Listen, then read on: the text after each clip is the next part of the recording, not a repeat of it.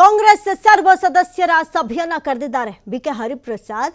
KPCC ಅಧ್ಯಕ್ಷ BK ಹರಿಪ್ರಸಾದ್ರಿಂದ ಸರ್ವ ಸದಸ್ಯರ ಸಭೆಯನ್ನ ಕರೆಯಲಾಗಿದೆ. ತಳಮಟ್ಟದಿಂದ ಪಕ್ಷ ಸಂಘಟನೆಗೆ ಒತ್ತು ನೀಡಿದೆ ರಾಜ್ಯ ಕಾಂಗ್ರೆಸ್.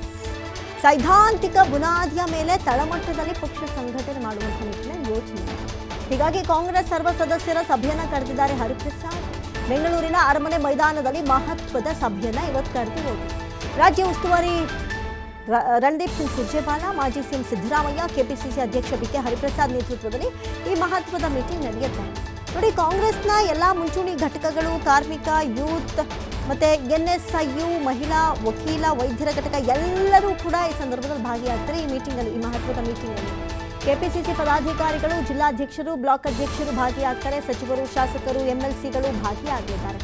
5 ವರ್ಷಗಳ ನಂತರ ನಡೀತಾ ಇರುವಂತಹ ಸರ್ವ ಸದಸ್ಯರ ಸಭೆ ಇದು. ಇದೇನು 6 ತಿಂಗಳಿಗೋ 1 ವರ್ಷಕ್ಕೋ 2 ವರ್ಷಕ್ಕೋ ಆಗಿರೋದಲ್ಲ. 5 ವರ್ಷಗಳ ನಂತರ ಸರ್ವ ಸದಸ್ಯರ ಸಭೆಯನ್ನ ನಡೆಸ್ತಾ ಇದ್ದಾರೆ.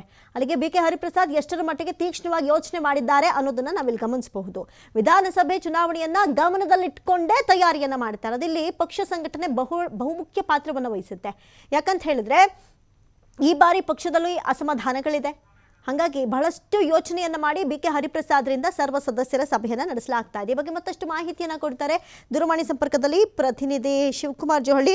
ಶಿವಕುಮಾರ್, ಸದ್ಯಕ್ಕೆ ಕಾಂಗ್ರೆಸ್ ಸರ್ವ ಸದಸ್ಯರ ಸಾಮಾನ್ಯ ಸಭೆ ಯಾವ ಮೂಲ ಉದ್ದೇಶವನ್ನ ಇಟ್ಕೊಂಡು ಇವತ್ತು ನಡೆಸಲಾಗ್ತಾ ಇದೆ? ಜೊತೆಗೆ ತಳಮಟ್ಟದಿಂದ ಪಕ್ಷ ಸಂಘಟನೆ ಎಷ್ಟು ಮಟ್ಟಿಗೆ ಅನಿವಾರ್ಯ ಇದೆ ಸದ್ಯಕ್ಕೆ ಕಾಂಗ್ರೆಸ್ ಪಕ್ಷಕ್ಕೆ ಅಂತ? ಅಮೃತ, ಇವತ್ತು 11 ಗಂಟೆಗೆ ಬೆಂಗಳೂರಿನ ಅರಮನೆ ಮೈದಾನದಲ್ಲಿ ಕಾಂಗ್ರೆಸ್ ಸರ್ವ ಸದಸ್ಯರ ಸಭೆಯನ್ನ ಆಯೋಜನೆ ಮಾಡಲಾಗಿದೆ. ಕೆಪಿಸಿಸಿ ಅಧ್ಯಕ್ಷ ಹರಿಪ್ರಸಾದ್ ಹಾಗೆ ಮಾಜಿ ಮುಖ್ಯಮಂತ್ರಿಗಳಾಗಿರುವಂತಹ ಸಿದ್ದರಾಮಯ್ಯ ಜೊತೆಗೆ ರಾಜ್ಯ ಉಸ್ತುವಾರಿ ಆಗಿರುವಂತಹ ರಣದೀಪ್ ಸಿಂಗ್ ಸುರ್ಜೇವಾಲಾ ಅವರ ನೇತೃತ್ವದಲ್ಲಿ ಈ ಒಂದು ಸಭೆ ನಡೆಯುತ್ತೆ. ಸಭೆಗೆ ಸರ್ವ ಸದಸ್ಯರು ಅಂದ್ರೆ ಪಕ್ಷದಲ್ಲಿರುವಂತಹ ಮುಂಚೂಣಿ ಘಟಕಗಳು, ಕಾರ್ಮಿಕ, ಮಹಿಳಾ, ಯೂತ್ ಹಾಗೆ ಎನ್ಎಸ್ಯುಐ, ದಲಿತ, ಹಿಂದುಳಿದ ಎಲ್ಲ ಘಟಕಗಳ ಪದಾಧಿಕಾರಿಗಳು ಹಾಗೆ ಶಾಸಕರು, ಎಂಎಲ್ಸಿಗಳು, ಕಾಂಗ್ರೆಸ್ ಪಕ್ಷದಲ್ಲಿ ಇರುವ ಆಫೀಸ್ ಬೇರರ್ಸ್ ಹಾಗೆ ಯೂತ್ ನಾಯಕರು, ಬ್ಲಾಕ್ ಮತ್ತೆ ಜಿಲ್ಲಾ ಅಧ್ಯಕ್ಷರುಗಳು ಕೂಡ ಈ ಒಂದು ಸಭೆಯಲ್ಲಿ ಭಾಗಿಯಾಗ್ತಾ ಇದ್ದಾರೆ. ಪಕ್ಷ ಸಂಘಟನೆಯನ್ನ ಗುರಿಯಾಗಿಟ್ಕೊಂಡು ಈ ಸಭೆಯನ್ನ ಆಯೋಜನೆ ಮಾಡಲಾಗ್ತಾ ಇದೆ. ಕಳೆದ 4-5 ವರ್ಷಗಳಿಂದ ಸರ್ವ ಸದಸ್ಯರ ಸಭೆ ಆಗಿರಲಿಲ್ಲ. ಇದು ನಂತರದಲ್ಲಿ ಆಗ್ತಾ ಇರುವಂತಹ ಸಭೆ. ಹಾಗಾಗಿ ಸಾಕಷ್ಟು ಮಹತ್ವವನ್ನ ಪಡ್ಕೊಳ್ತಾ ಇದೆ. ಪ್ರಮುಖವಾಗಿ ಪಕ್ಷ ಸಂಘಟನೆಯನ್ನ ಮಾಡ್ಬೇಕಾಗತ್ತೆ. 2028ರ ವಿಧಾನಸಭಾ ಚುನಾವಣೆಯನ್ನ ಗಮನದಲ್ಲಿಟ್ಕೊಂಡು 29ರ ಲೋಕಸಭಾ ಚುನಾವಣೆಯಲ್ಲಿ ರಾಹುಲ್ ಗಾಂಧಿ ಅವರನ್ನ ಪ್ರಧಾನಿ ಮಾಡಬೇಕು ಅನ್ನುವಂತ ನಿಟ್ಟಿನಲ್ಲೇ ಈಗ ಬೇರೆ ಬೇರೆ ರಾಜ್ಯಗಳಲ್ಲೂ ಕೂಡ ಈ ಸರ್ವ ಸದಸ್ಯರ ಸಭೆಯನ್ನ ಕರೆಯಲಾಗಿದೆ. ಸೊ ಹಾಗೆ ರಾಜ್ಯದಲ್ಲೂ ಕೂಡ ಹರಿಪ್ರಸಾದ್ ಅವರು ಅಧ್ಯಕ್ಷರಾದ ನಂತರ ನಡೀತಾ ಇರುವಂತಹ ಮೊದಲ ಸಭೆ. ಪಕ್ಷ ಸಂಘಟನೆಗೆ ಹೆಚ್ಚಿನ ಗಮನವನ್ನ ಹರಿಪ್ರಸಾದ್ ಅವರು ಕೊಡ್ತಾ ಇದ್ದಾರೆ. ಯಾಕೆಂದ್ರೆ ತಳಮಟ್ಟದಲ್ಲಿ ಪಕ್ಷವನ್ನ ಬಲಪಡಿಸಿದ್ರೆ ಮಾತ್ರ ನಾವು ಎಲ್ಲ ಚುನಾವಣೆಗಳಲ್ಲೂ ಕೂಡ ಗೆಲ್ಲೋದಕ್ಕೆ ಸಾಧ್ಯ. ಕಾರ್ಯಕರ್ತರನ್ನ ವಿಶ್ವಾಸಕ್ಕೆ ತೆಗೆದುಕೊಳ್ಬೇಕು, ಮುಖಂಡರನ್ನ ವಿಶ್ವಾಸಕ್ಕೆ ತೆಗೆದುಕೊಳ್ಬೇಕು, ಎಲ್ಲರ ಮೂಲಕವೇ ಪಕ್ಷವನ್ನ ಸಂಘಟನೆ ಮಾಡಬೇಕು, ಮತದಾರರನ್ನ ತಲುಪಬೇಕು ಅನ್ನುವಂಥದ್ದು ಇದರ ಹಿಂದಿರುವಂತಹ ಅಜೆಂಡಾ. ಜೊತೆಗೆ ಕಾಂಗ್ರೆಸ್ನ ಸೇವಾದಳವನ್ನ ಪ್ರಬಲವಾಗಿ ಅದನ್ನ ಮತ್ತಷ್ಟು ಪುನರುಜ್ಜೀವನಗೊಳಿಸಬೇಕು ಅನ್ನುವಂತ ನಿಟ್ಟಿನಲ್ಲಿ ಹರಿಪ್ರಸಾದ್ ಯೋಚನೆಯನ್ನ ಮಾಡ್ತಾ ಇದ್ದಾರೆ. ಯಾಕೆಂದ್ರೆ ಸೇವಾದಳ ಕಾಂಗ್ರೆಸ್ನಲ್ಲಿ RSS ಬಿಜೆಪಿಗೆ ಹೇಗೆ ಯಾವ ರೀತಿಯಾಗಿದೆ ಅದೇ ರೀತಿಯಾಗಿ ಕಾಂಗ್ರೆಸ್ನಲ್ಲೂ ಕೂಡ ಸೇವಾದಳ ಇದೆ. ಆದ್ರೆ ಅದು ಆಟಕ್ಕುಂಟು ಲೆಕ್ಕಕ್ಕಿಲ್ಲ ಅನ್ನುವಂತಾಗಿದೆ.